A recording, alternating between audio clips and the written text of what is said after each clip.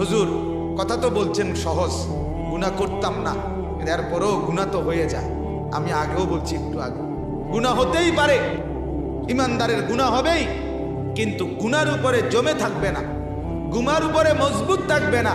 বরং আল্লাহ তাআলা ব্যবস্থা রাখছে, গুনাহ যদি হয়ে যায় বান্দা, তুমি আগে সিদ্ধান্ত নাও গুনাহ করবা না, ঠান্ডা মাথায় গুনাহ করো না, ইচ্ছা করে গুনাহ করো না, বারবার গুনাহ করো না, স্বাভাবিক গুনাহকে বানাইও না।